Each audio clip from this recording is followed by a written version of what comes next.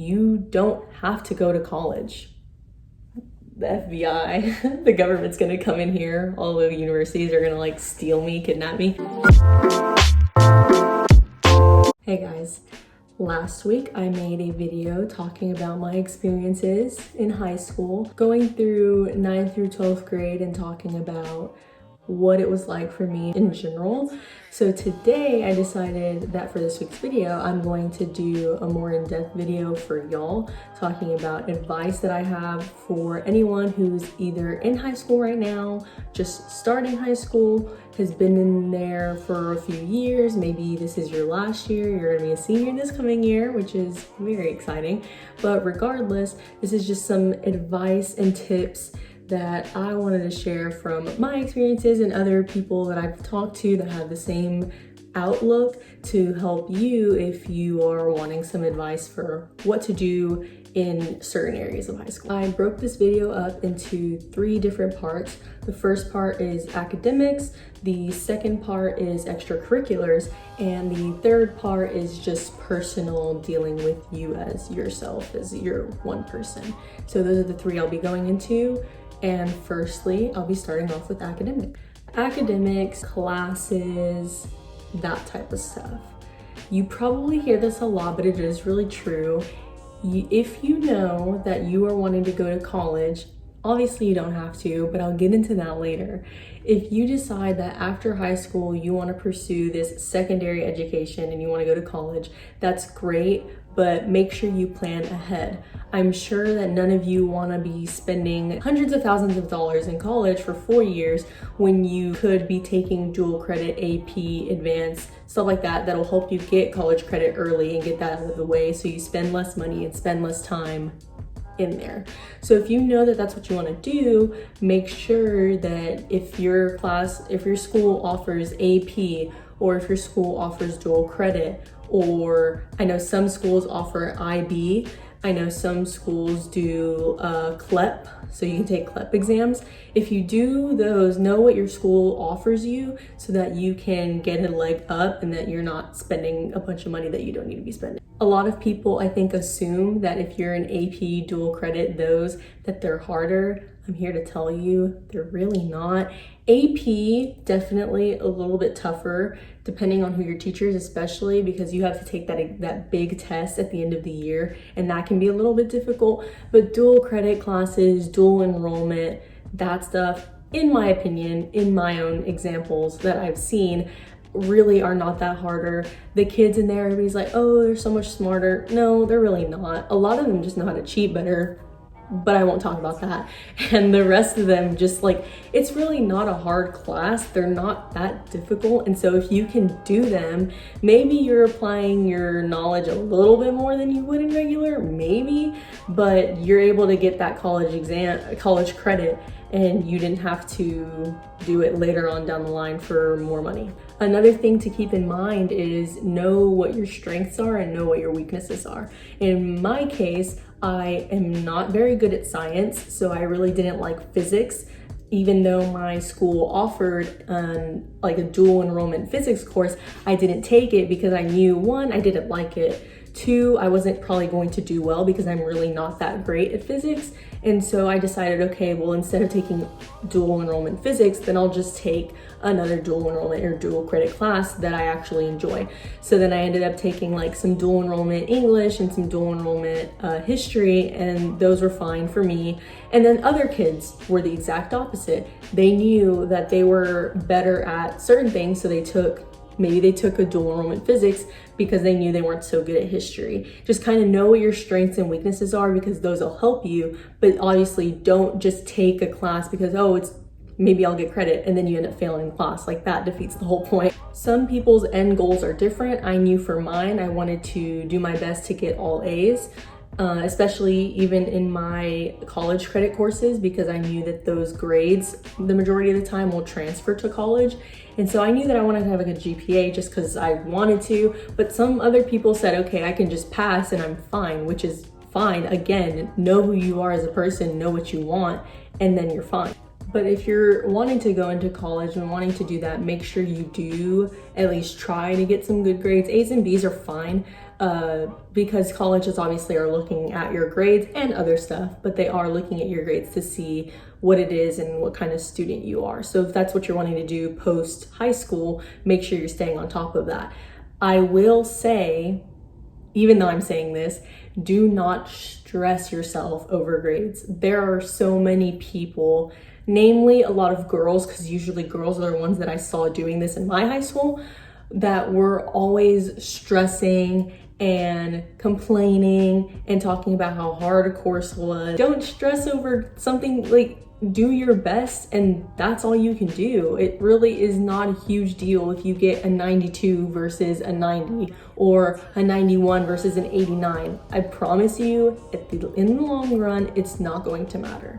The reason I do say to get good grades if you are wanting to do that wanting to go to college past high school, is that a lot of colleges actually do automatic acceptance. I'm sure some of you probably have that in y'all states. So for example, in UT Austin, they do accept the top 6% of students. I know that they're trying to change it to get rid of that. I know Texas A&M also does top 10% of students, and of course they're trying to get rid of that because they're realizing that they're accepting too many people and too many kids that don't do anything else and just get good grades or getting in. Again, topic for another time, but they do have those still intact now. I even know that Arizona State University, because when I applied to them, they told me this, they accept top 25% in the whole nation. So not just in Arizona, but across the US. So just kind of look into what your state's rules are. Maybe if you're in the top 25%, you get automatic acceptance into one school, maybe top 10. Just kind of know what it is that you want to do, or maybe look into some schools in your area and see what they offer and see if you can get in without having the hassle. Tying in with other schools that are in your region, colleges, universities, look into what their SAT and ACT requirements are. I know now because of COVID, a lot of them are getting rid of the tests altogether, and they're saying we're not going to have requirements because a lot of people can't take the tests right now. But if you do end up having to have it next year or whenever it is that you graduate, look into what the requirements are. Obviously, more prestigious schools are going to have higher SAT or ACT test requirements. I know UT's, the average of the accepted students was like 1350, I think, something like that, which is really, really good. But just, kind of look into it, look into whether or not an SAT test is better for you or an ACT test. They do cost money, so obviously that's the downfall of them, but kind of look into what it is that is better for you if you were wanting to pursue some type of degree post high school. Sitting on this ground, my back is not feeling it right now, but it's fine. Next is extracurriculars. Extracurriculars range from in school to out of school, sports, clubs, events, organizations, all that fun stuff. This is kind of the stuff that you do on your free time, on your downtime, and I would say to involve yourself in as many as you can, but do not overdo it.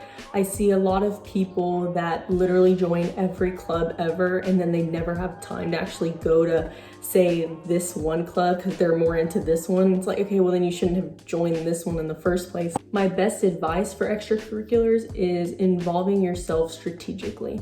So by that I mean, understand what it is that you're wanting to do after high school, whether you want to go into a social work field, or if you want to do nursing or any type of medical stuff. Kind of figure out what general, you don't need to be specific, just figure out what kind of general sphere you want to be around. For me, example, I want to do social media and marketing, advertising, stuff like that, entertainment business, podcasting. That's kind of my general sphere. So I knew, okay, why don't I join journalism and newspaper and then work my way up to yearbook, because you're actually creating content. So I knew that that was an extracurricular I wanted to do, and I did that from my sophomore through my senior year, and that was really fun. That was like my biggest one. Another one was student council. I knew that I loved working with people, and student council, you're always volunteering, you're always going places,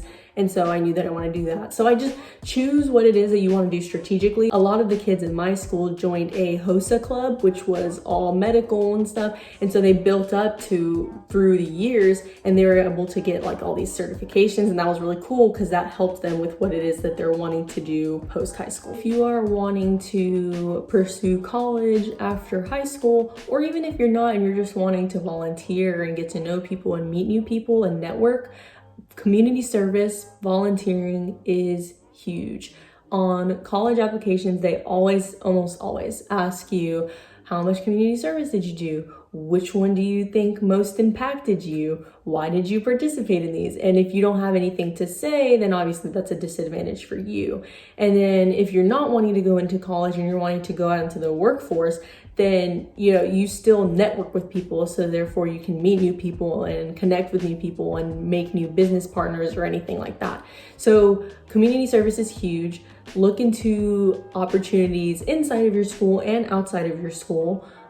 Nursing homes in your local community will always ask for students because the older people always love being around us younger people. And just other little things, internships and jobs. I personally didn't partake in any of these, but I know that they can be huge. My friend Emily worked at this nursing home, one of our local nursing homes, and she loved it. She wants to go and do medical stuff, and so she strategically planned that, as I was saying earlier, that, okay, this is what I kind of want to do in this general realm, this general sphere. So let me go actually be hands-on with it, figure out if it is what I want to do, and see if I do like it as much as I think I like it.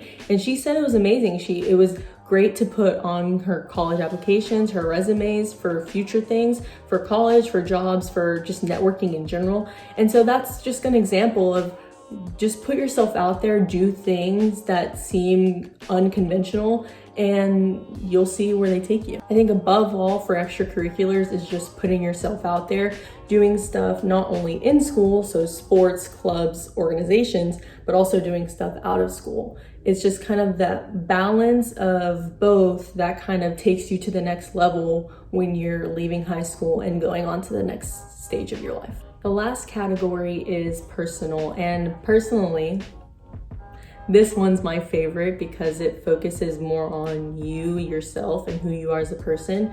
High school is often misunderstood. A lot of people think it's just to go, you show up to class however many hours a day, and then you leave and you go home, and then it's rinse and repeat, and you do that every day. But it doesn't have to be like that. That sounds really boring, actually. So no, it doesn't. We don't want it to be like that. High school is a time of self-discovery, whether it's you as an individual, you as your friends, the people you hang out with, your family. It's the time where you figure out who you are as a person and what it is that you want to do post high school graduation. I think it's really detrimental to us, but a lot of us are kind of realizing through social media and the internet in general that you don't have to go to college. The FBI, the government's gonna come in here, all the universities are gonna steal me, kidnap me. But seriously, you don't have to go to college. There's so many things that you can do in today's time that do not require a college degree. And I can already hear the people who are like, oh, what? You want me to work at McDonald's?